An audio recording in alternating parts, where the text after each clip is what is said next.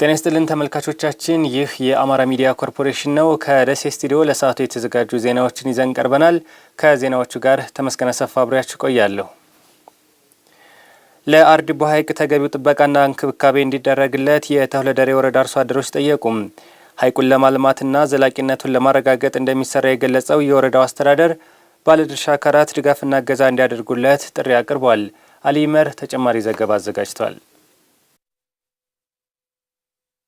የተሁለደሬ ወረዳ በርካታ የተፈጥሮ ሀብቶችን እየተቸረ ቢሆንም እነዚህን ሀብቶች በተገቢው መንገድ አልምቶ ከዘርፉ ተጠቃሚ መሆን ግን አልተቻለም። የሎጎና አርድቦ ሐይቅ ባለቤት የሆነው የተሁለደሬ ወረዳ የአርድቦ ሐይቅን በማልማት የቱሪስት መዳረሻ ለማድረግና የስራ ዕድል መፍጠሪያ ማዕከል እንዲሆን ለማስቻል የተከናወኑ ተግባራት አለመኖራቸውን የወረዳው አስተዳዳሪ አቶ ሰይድ አህመድ ይገልጻሉ። የአርድቦ ሐይቅን ለማልማት እንዲሁም ዘላቂነቱን ለማረጋገጥ የሐይቁን የተፈጥሮ ወሰን ለማስጠበቅና በደለል እንዳይሞላ ለመከላከል በትኩረት ይሰራልን ብለዋል። ይሄ ሐይቅ አሁን ባለበት ተጨባጭ ሁኔታ የተለየ ልማት ውስጥ የተገባበት አግባብ የለም። ይሄን ሐይቅ ለመጠበቅ የመጀመሪያው የሐይቁን የተፈጥሮ ወሰን ለማስጠበቅ መስራት ነው።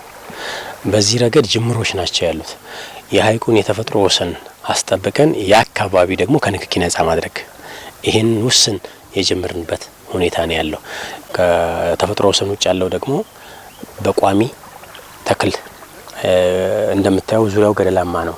የተፈጥሮ ሀብት ስራ በተራራዎቹ ላይ እየሰራን ያለ ነው። የአርድቦ ሐይቅ የዕለት ጉርሳችን መገኛ ነው የሚሉት የተሁለደሬ ወረዳ ነዋሪዎች ሐይቁ የአካባቢውን አርሶ አደሮች ብቻ ሳይሆን በርካታ ወገኖችን ተጠቃሚ የማድረግ አቅም ቢኖረውም ተገቢው ጥበቃና እንክብካቤ እንዳልተደረገለት በቁጭት ይናገራሉ። ባህሩ እንደምታዩት በጣም ደስ ይላል። ውበቱ በጣም አሪፍ ነው። ጥቅም ይሰጣል። አስካሪንን እያመረትን ማህበር አባል አለን። አሳሩ ምረከባለ እዛ እናስረክባለን። ሐይቁ በጣም ለኛ ትልቅ አስተዋጽኦ አለው። ቤታችን እየመራን ያለበት በዚሁ ነው። ባህሩን ለመጠበቅ እኔ ባለኛ አቅምና እውቀት በጣም ተነሳሽነት አለኝ። የምንቀይርበትን ቢሆንልን ደስ ይለናል። ህገወጥ መረቦች አሉ፣ ህገወጥ የሚሰሩ አሉ። እንደነዚህ አይነቶችን እኛም እየታገል ነው። ግን በሰፊ ሆኖ ከላይም ከመንግስት አካል ሆነው ያ ነገር ቆሞ ተፋሰስ የሚገባበትን ይህንን ማቋረጥ በዛ አካባቢ በባህሩ አጠገብ ያሉትን ባህር ዛፎችም ሆነ ጫትም ሆነ መነቀል ተነቅሎ በቃ ውሃውን የሚያደርቅ ነገር ቆሻሻ የሚስበው ነገር ማስወገድ ነው። በአካባቢው ካሉ ዋና ዋና መሰረተ ልማቶች በቅርብ ርቀት ላይ የሚገኘው የአርድቦ ሐይቅ ከጅቡቲ ወደብ ያለው ቅርበትም በአልሚዎች ተመራጭ ያደርገዋል ያሉት የወረዳው አስተዳዳሪ አቶ ሰይድ አህመድ ባለሀብቶች ወደ ስፍራው መጥተው እንዳለሙ ምቹ ሁኔታ መኖሩንም ገልጸዋል። እንደ ወረዳ ብዙ ቀበሌዎቻችን ሰላም ናቸው።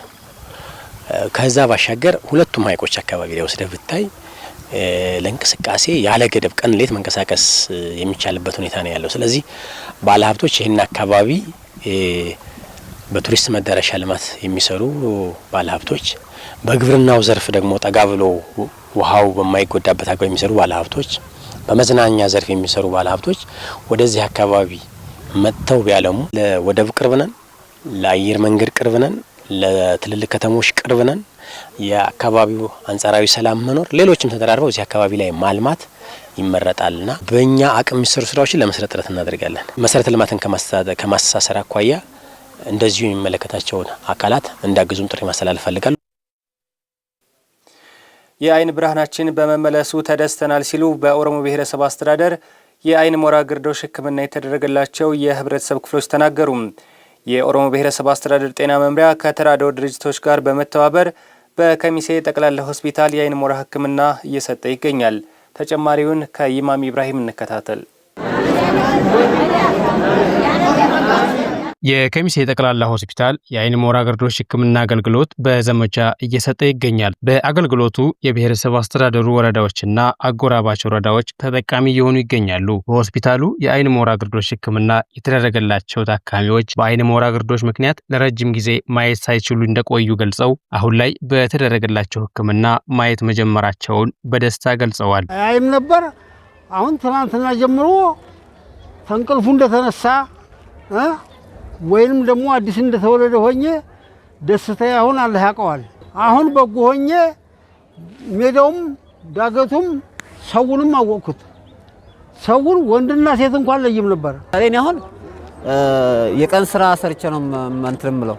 ይሄ ረጅም አመት ነው አይኔን እንትን የተባልኩት ማለት ነው የቆየሁት ታያይልኝ ማለት ነው እውነቱን ለመናገር ማለት ነው። ቢያንስ ከ5 አመት ይበልጣል። ምክንያቱም ደሴ ምናምን ይላሉ መሳፈሪያው ራሱ በጣም ይከብዳል። ይሄ ነፃ በመሆኑ ነው እኔ መጥቼ ከዚህ ተቃጮት መጥቼ ልታከም የቻልኩት ማለት ነው። ይሄን በማግኘቴ እኔ በጣም እድለኛ ነኝ፣ በጣም ደስተኛ ነኝ። የቤተ አብርሃም የአይን ሕክምና ስፔሻሊቲ ባለቤትና ስራ አስኪያጅ እንዲሁም የአይን ቀዶ ሕክምና ስፔሻሊስት ዶክተር አብርሃም አረጋይ በሀገራችን የአይነ ስውርነት ችግር ከሚከሰትበት ምክንያት አንዱ የአይን ሞራ ግርዶሽ መሆኑን ተናግረዋል። ችግሩ ያለባቸው አካላት ወደ ጤና ተቋም በመሄድ ሕክምናውን ማድረግ እንዳለባቸውም ጠቁመዋል። በሀገራችን ካለው አይነ ስውራን መካከል ወይም ደግሞ ማየት የተሳናቸው ችግር መካከል 50% በአይን ሞራ ግርዶሽ ነው። አንድ ሰው በአይን ሞራ ግርዶሽ ወይም ደግሞ አንድ ሰው ማየት ካልቻለ ብቻው ሳይሆን ቤተሰብም ጭምር ነውና ከቤተሰብ አልፎ ከሀገርም ባርደር ነው ወይም ደግሞ ሸክም ነው። እንደምታውቁት አንድ ሰው ማየት ከተሳነው እሱ ብቻ ሳይሆን ቤተሰብ አብሮ ይዞ ለመሄድ ነውና በተለይ በዚህ ወጣ ያሉ አይን ሕክምና በሌላቸው ሴቶ እንደዚህ አካባቢ ያሉ በወቅቱ ካልታከሙና እንትን ካላሉ ወይም ደግሞ ችግር ፈጥሮ መዳን የማይችል ደረጃ ስለሚደርስ እንደዚህ መጥተን ያው የአይን ሕክምና ወይም ደግሞ የአይን ሞራ ግርዶሽ የአይን ቀዶ ጥገና በመስጠት ያው እንደምታያቸው ያው አገልግሎት መስጠት ነው። የከሚሴ ጠቅላላ ሆስፒታል ስራ አስኪያጅ ካሊድ ሙስጠፋ እስካሁን በተደረገው ተከታታይ ሕክምና ከ2000 በላይ ለሚሆኑ የህብረተሰብ ክፍሎች አገልግሎቱን መስጠት እንደተቻለ አስረድተዋል። በአሁኑ ወቅትም ከ1000 በላይ ለሚሆኑ የህብረተሰብ ክፍሎች አገልግሎቱን ለመስጠት ታቅዶ ወደ ስራ መገባቱን ጠቅሰዋል። ብዙ በጀት የሚጠይቅ ስለሆነ ኤንጂኦችን በማስተባበር በተለመደ መልኩ እንዲሰራ አድርገናል። እንግዲህ ለአራተኛ ጊዜ የተሰራ ያለው እስካሁን ከ2000 በላይ የህብረተሰብ ክፍል የዚህ ሕክምና አገልግሎት ተጠቃሚ ሆኗል። ስለዚህ አሁን በዚህ ዙር ብቻ ወደ 1000 ሰዎችን እናሰራለን ብለን ነው የለየነው። ለ1000 ሰዎች የሚሆን የሕክምና መሳሪያዎች፣ መድኃኒቶች የተሟላ ቡድን አደራጅተን ከሆስፒታልም እነሱም የተደራጀ ቲም ይዘው መጥተዋል። ስለዚህ በተቀናጀ መልኩ እየሰራን ያለ ነው። በጣም ህዝቡ ምስክርነት እየሰጠን ያለው በጣም ደስተኛ ነው። በኦሮሞ ብሔረሰብ አስተዳደር ጤና መምሪያ ተላላፊ ያልሆኑ በሽታዎች መከላከል ባለሙያ ነፊስ አብዱ በበኩላቸው የአይን ሞራ ግርዶሽ በብሔረሰብ አስተዳደሩ ባሉ ወረዳዎች የሚከሰት አሳሳቢ በሽታ መሆኑን ገልጸው ጤና መምሪያው ከተራድኦ ድርጅቶች ጋር በመተባበር ነፃ የሕክምና አገልግሎት በሆስፒታሎች እየሰጠ ነው ብለዋል። የበሽታው አይነት እየጨመረ መምጣቱንና የችግሩ አሳሳቢነት በጣም ሰፊ መሆኑን ነው እንደኛ ዞን የሚያሳየው። እኛ አገልግሎቱን የምንሰጠው አጎራባች ወረዳዎችንም አገልግሎት እንሰጣለን።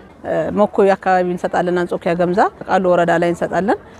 ከየትኛውም አካባቢ የመጡትን የማህበረሰብ ክፍሎች አይናቸው በሞራ ግርዶሽ የተጠቁ ማህበረሰብ ክፍሎችን አገልግሎት እንሰጣለን። የሕክምና አገልግሎቱ ተጠናክሮ እንደሚቀጥል ተገልጿል። የወልዲያ ፖሊቴክኒክ ኮሌጅ ከ5 ሚሊዮን ብር በላይ የሚገመት የቁሳቁስ ድጋፍ ተደረገለት። ድጋፉ በቴክኖሎጂ ዘርፍ ብቃት ያላቸው ዜጎችን ለማፍራት እንደሚያግዝ ኮሌጁ ገልጿል። ዘገባው የወልዲያ ከተማ ኮሚኒኬሽን ነው። ካሳሁን ኃይለ ሚካኤል ያቀርበዋል። ዓለም አቀፍ የስደተኞች ድርጅት ለወልዲያ ፖሊቴክኒክ ኮሌጅ የማሰልጠኛ ቁሳቁስ ድጋፍ አደረገ። ድጋፉ የኮሌጁን ጉድለት በከፊል እንደሚሞላ ተገልጿል። የወልዲያ ፖሊቴክኒክ ኮሌጅ ዲን ሙሉጌታ ምስጋናው ድጋፉ ከ5 ሚሊዮን ብር በላይ የሚገመት መሆኑን አስረድተዋል። ድርጅቱ ከዚህ በፊት በተለያዩ ሶፍት ትሬኒንጎች እኛ ጋር አብሮ እየሰራ የቆየ ድርጅት ነው። እኛም ለዚህ ድርጅት ከፍ ያለ ክብርና ምስጋና አለን። በዛሬው ዕለት ያደረገልን የማቴሪያል ድጋፍ የዲስክቶፕ ኮምፒውተር፣ የላፕቶፕ፣ የፕሪንተር፣ ኦቨርሎክ ሜሽን፣ የከለር ፕሪንተር እነዚህን ድጋፎች አጠቃላይ አድርጎልናል። ይሄ ድጋፍ እንግዲህ በተለይ ይሄ ዲጂታል ዓለሙን ከመቀላቀል አኳያ በተለይ ዲጂታል ኢትዮጵያና ዲጂታል አማራ የሚሉ ኢኒሼቲቮች አሉ። አሁን እነዚህን ስልጠናዎች ለመስጠት ትልቅ እገዛ የሚያደርግ ነው። አጠቃላይ ግምቱ እንግዲህ ወደ 5.2 ሚሊዮን ብር የሚሆን የማቴሪያል ድጋፍ ነው ያደረገልን። የወልዲያ ፖሊቴክኒክ ኮሌጅ በሰሜኑ ጦርነት ከፍተኛ ጉዳት የደረሰበት መሆኑን የገለጹት ሙሉጌታ ምስጋናው ከጉዳት እንዲያገግም ተከታታይ ስራዎች ያስፈልጋሉ ነው ያሉት። በሰሜኑ ጦርነት የማሰልጠኛ ማቴሪያሎች ወጥተው የተወሰዱበት ሁኔታ ነው የነበረው። ከዛ መልስ ያው የተለያዩ ኮሌጆች ድጋፍ አድርጉ ተብሎ የረባ ድጋፍ ተደርጎልና አይታወቅም። በራስ አቅምና ክልሉ በሚልካት በጀት ነው የተወሰነ እየደጎምን እዚህ የደረስ። አሁን የመጣው ድጋፍ ሙሉ በሙሉ ኮሌጁን ከጉዳት ያወጣዋል ማለት ሳይሆን የተወሰነ ስቴፕ ኮሌጁን ይደግፋል የሚል ታሳቢ ስለሆነ ከዚህም ባለፈ እንደ ከተማ አስተዳደርም እንደ ክልልም ኮሌጁን በራሱ አቅም ከዚህ በላይ ገቢ አመንጭቶ ያው ማገገም እንዳለበት የወልዲያ ከተማ አስተዳደር ስራና ክህሎት መምሪያ ኃላፊና የኮሌጁ ምክትል ቦርድ ሰብሳቢ መላኩ አለሙ ዓለም አቀፍ የስደተኞች ድርጅት ስደትን ቀድሞ መከላከል ላይ ከተቋማቸው ጋር በጥምረት እየሰራ ነው ብለዋል።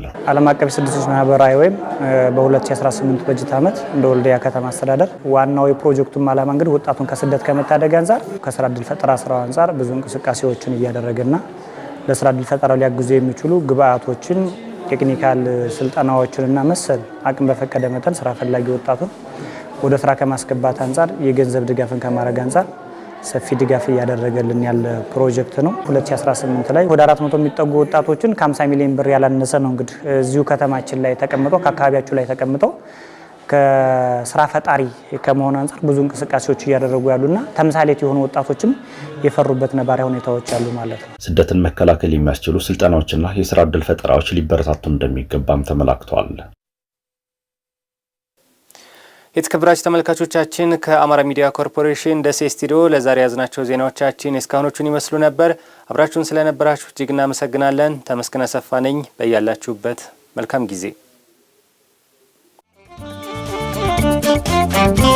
Thank you.